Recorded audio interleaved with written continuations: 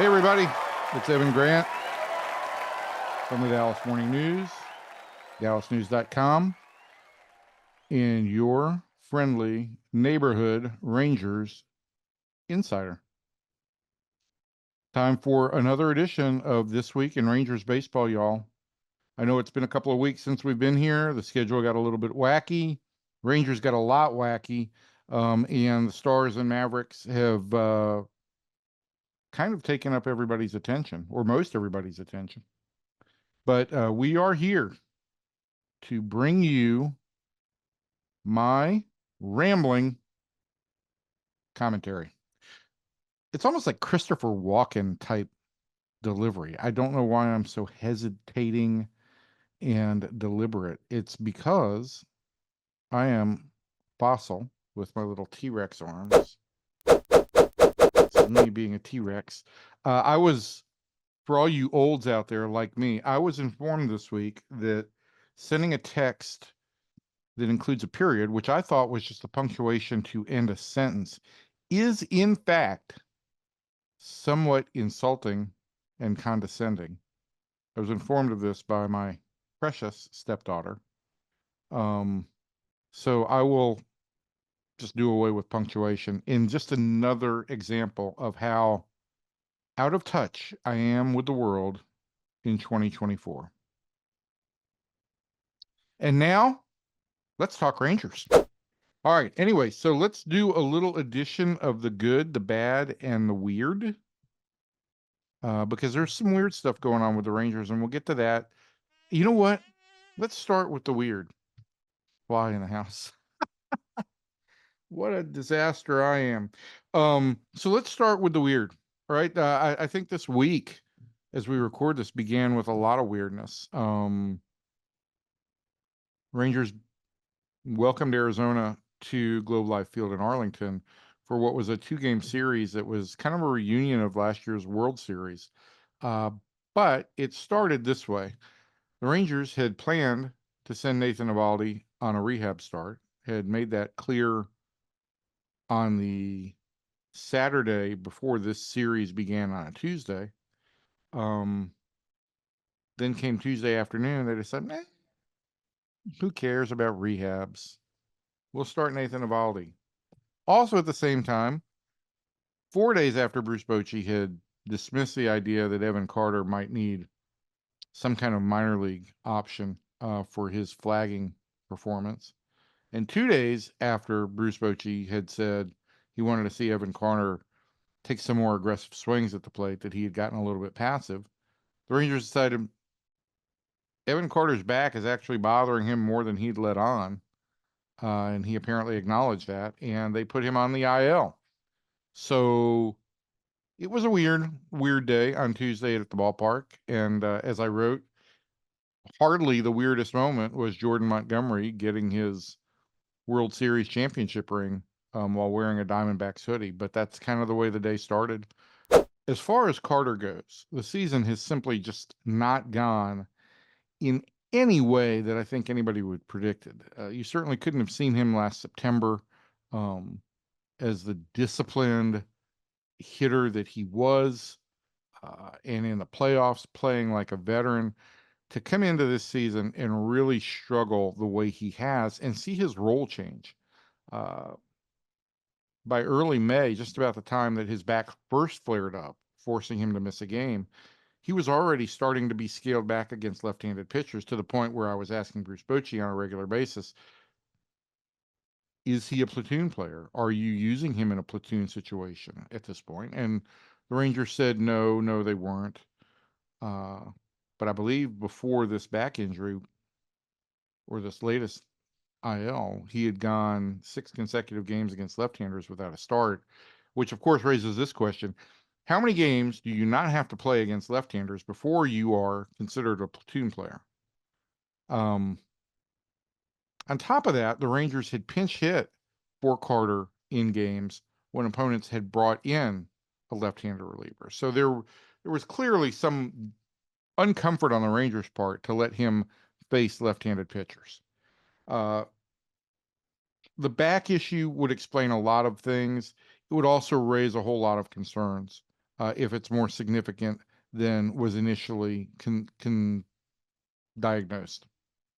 Carter had a stress fracture in his lower back that he tried to play through in 2021. Took a while for them to diagnose it, and it ended up costing him pretty much all of that season. That was in the minor leagues. Here he is this year, comes to camp, has a good camp, goes into the season. A month into the season, the back starts acting up, gets a couple days off, comes back. Back doesn't appear to be any better. Swings are not getting any better, and he's getting more time off. We'll see where this goes. I think the ancillary benefit here is that same thing that applied to Wyatt Langford. Langford tweaked his hamstring early in May. He had gotten out of some habits that had really, or had gotten into some bad habits that hadn't shown themselves during spring training. His body was too fidgety, and his arms, his hands were moving way too much at the plate. And I think Langford disagreed with me when I raised this question yesterday, but I think his swing had gotten a little bit uphill. He kind of dropped his shoulder a little bit too much in that body movement, and it was leading to too many pop-ups and topped balls. But by spending 3 weeks on the IL with that hamstring, he was able to get the hamstring right. Certainly didn't run on it for a while. Didn't run bases really until 2.5 weeks into the IL stint. But it also allowed him to take a little bit of a break from swinging, so he could get the swing right. I think that he had gotten into a habit of that he understood. He understood his hands were moving too much. But once you're playing every day at the big league level, it's really hard to make changes on the fly. Sometimes it takes a break, whether it's a day or two, or in this case, a couple of weeks, especially when you're a young player. And let's remember, at this point in time last year, Wyatt Langford was getting ready to play in the NCAA regionals with the University of Florida. When you're a young player and you get into some bad habits, maybe it does take some more time to back off, break the kind of bad muscle memory or whatever you want to call it, and reset. And so I think that is what the Rangers used the IL for, in addition to needing to heal this hamstring strain, was an opportunity for him to back off for a few days of swinging, kind of rebuild the swing, extricate himself from those bad habits. First game back, I think it was 0 for 3 on Tuesday night. Didn't drive any balls, and I think we've also, in some ways, set some unreal expectations for Evan Carter, for Wyatt Langford. I remind myself daily how old and forgetful I am. Thank you, everybody. We just should run a disclaimer here, right? Evan is old. He mixes up names. Please bear with him. But I think that Langford set some unreal expectations for himself, or we set them for him, with the number of balls he bashed during spring training. I think everybody just expected that he was going to come out and hit everything at 100 miles an hour or harder. That's just not the way it works in the big leagues. And he's been working through some things, not the least of which is the move to designated hitter. And I had brought this up with him during spring training. I brought this up with the Rangers, and everybody acknowledged it. Look, it's a little bit of an adjustment, but I think the idea was he's a good hitter. He's going to hit. Hitters hit. Play is play. Hitters hit. Writers mix up names. But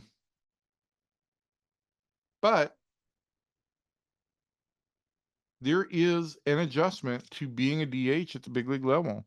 And Langford had to go through that and had to experience it. He said that he had gotten into a habit where he was swinging so much in between at bats that's pretty much all he did, that he probably fatigued himself out a little bit and overswung, took too many swings. and continue to get himself into some bad habits and maybe a little bit jumpy. You got a lot of energy sitting on the bench. You can't expend it by uh, running around in the outfield. You can't expend it, your mental energy, by concentrating on the pitch. You're basically sitting there for 2.5 innings every time, on average, just waiting to hit. And so you either spend a lot of time thinking about things and can get into some significant overanalysis, or you spend a lot of time doing things and you can get yourself to a point where you create a little bit of swing or muscle fatigue that's not great. So I think that's one thing that the Rangers tried to, and one thing I think Wyatt tried to work on while he was on the IL. There are going to be things for Evan Carter to work on while he's on the IL. Let him take some time to get this back issue um, fully out. But he's probably going to have to expand what had been his strike zone a little bit in some situations, because umpires right now, without automatic ball strikes, certainly have given pitchers some pitches outside of the zone, and that's not going to change. And so when he's in a defensive count, he's going to have to figure out a way to spoil some pitches or stay in some at bats. It may not be fair and it may not be right, but it is the way baseball is in 2024. Even with, and it's easy to kick Angel Hernandez when he's down, even with Angel Hernandez, who had been considered or had the reputation or the narrative of being the worst umpire in Major League Baseball, out of the game now. He retired or was forced out, one or the other, earlier in this week. But those are the things that Evan Carter is going to have to do. He's going to have to figure out a way to stay in some at bats. When he went on the IL, he had 21 strikeouts looking this year, the second most in the major leagues, or tied for the second most in the major leagues. Just too many at bats that ended up without going down with a fight. And there is a thin line here, right? The Rangers do not want batters to swing at pitches that they cannot get off good swings at. On the other hand, there are times where you have to keep the at bat alive on pitches that you probably can't get a good swing at, that you are going to have to fight off. That makes sense? It's complicated. It's baseball. Um, so that was the whole Carter situation was weird. The Nathan Eovaldi situation was a little bit weird too, to say on Saturday and indicate earlier in the last week that probably Eovaldi needed a rehab start before he would be activated from his groin injury, and then to bring him back on Tuesday and activate him and start him on Tuesday seemed a little bit strange. I think there were a lot of factors involved there. I think, for one, the Rangers probably didn't want Andrew Heaney, who would have been the starting pitcher who moved into that situation, to potentially face the D-backs 3 times through. Probably didn't want the soft part of their bullpen, the middle of their bullpen, to be exposed to Arizona.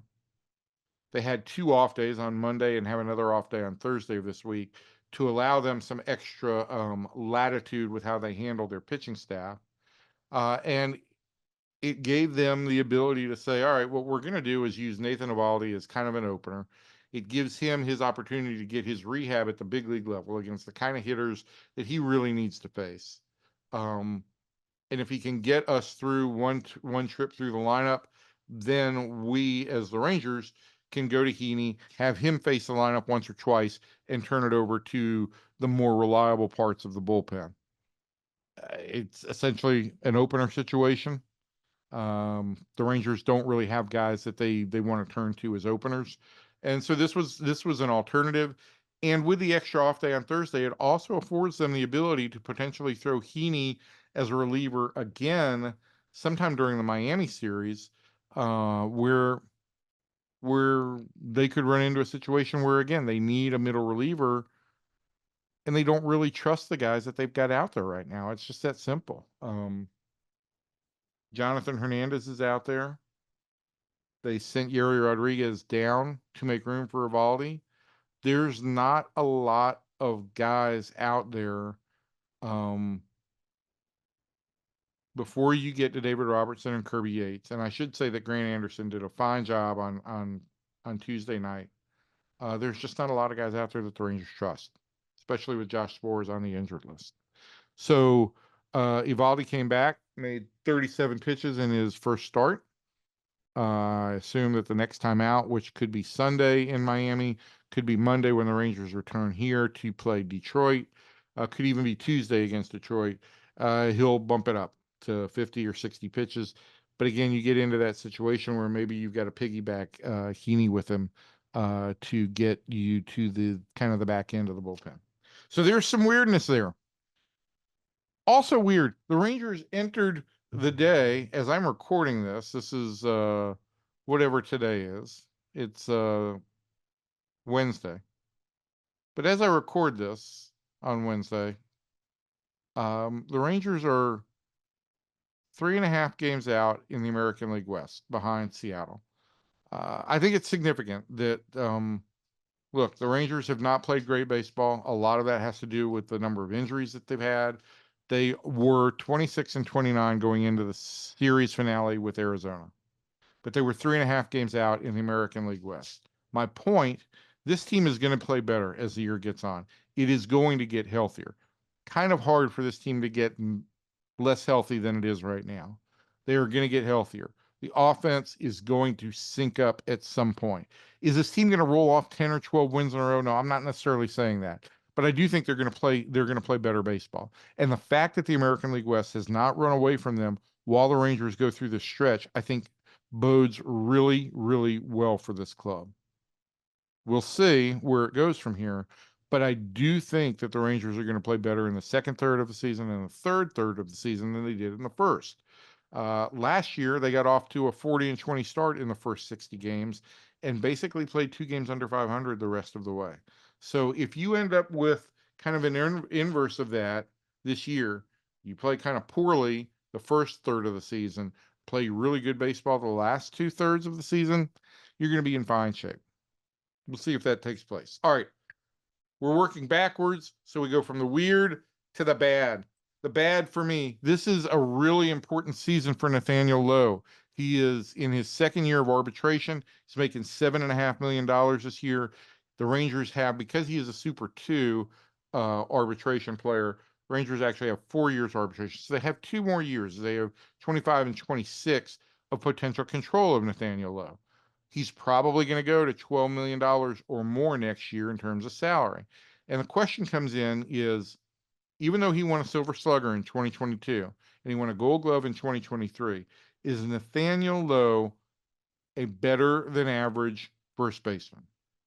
Personally, my opinion has been that he is. But the numbers suggest last year had, I think, a 770 OPS or 775 OPS. The average OPS for first baseman, 775. This year, he's been dropped out of the number 3 spot after missing the first 2 weeks of the season with that oblique muscle. And Josh Smith, of all people, Josh Smith is having a great start to the year, but 2 months into the season, Josh Smith is out hitting him, out OBPing him, and out OPSing him 787 to 719 going into that finale against Arizona. And my point here is Josh Smith is a utility player. He's having a good season for a utility player, but as a utility player, the fact that he is outslugging the guy who should be one of your number 3 options in this lineup, maybe against right-handed pitching because he is a left-hander, is worrisome. Right now, Josh Smith is the better option in the number 3 spot, and that's why Bruce Bochy has moved him to the number 3 spot and why Lowe has fallen down. But the Rangers are going to have to make a decision on Nathaniel Lowe at the end of the season. Are they willing to spend $12 or more million on him, or do they have a potential option at first base, or would they potentially go down another road and try and acquire first baseman via trade or free agency after this season?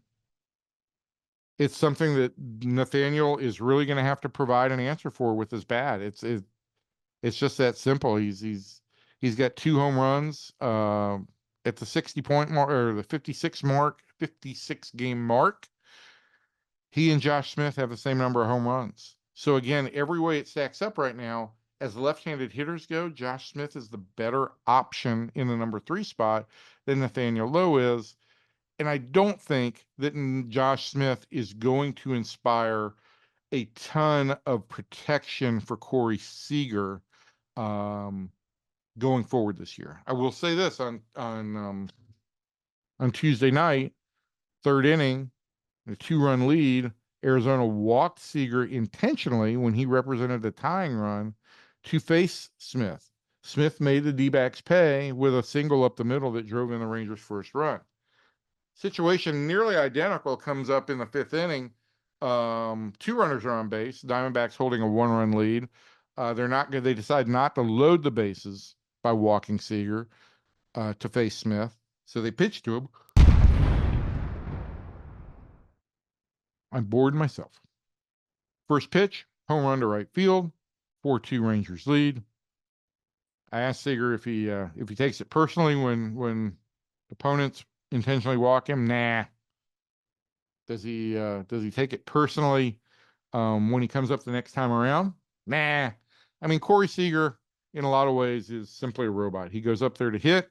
He hits. He does his thing. End of story. And that's what he's doing right now. 7 home runs in his last 7 games. Most home runs in a 7-game stretch in his career. He is OPSing as we speak on this last May 29th. OPSing 1,062? 1,032. 1032 coming into the day. Significant about that, in April, he was a 631 OPS guy. So OPS has jumped by 400 points in May. Not saying it's going to stay there, not saying he's going to OPS over 1,000 every month, but my point is that Seager has gotten right. And he's on a heater. The Rangers can ride him a little bit right now, but the long-term issue is that they've got to find some good protection for him. Josh Smith is doing it, not necessarily with slugging, but he is giving him some protection right now, or at least he's making teams pay when they try and pitch to him. Nathaniel Lowe is the guy who needs to step up a little bit and more firmly protect him. All right, so we finished things off with the good, which is Corey Seager. I kind of, you know what I did. I just mentioned all the numbers. I think it goes without saying at this point that Seager is a very particular hitter.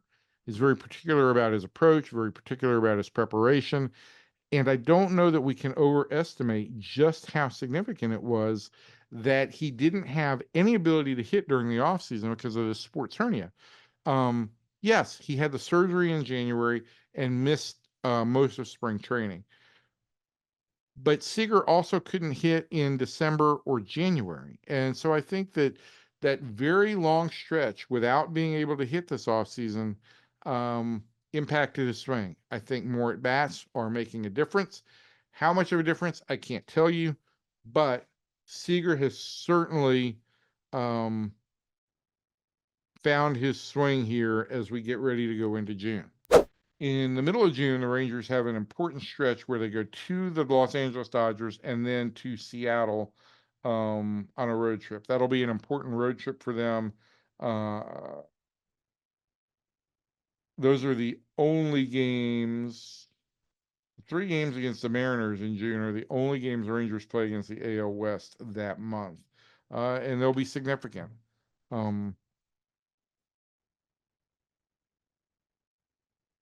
Anyway, I don't know that I've got a lot more to say to you today. It has been a pleasure to ramble. I will be back here when I can to ramble on some more. In the meantime, so long, everybody.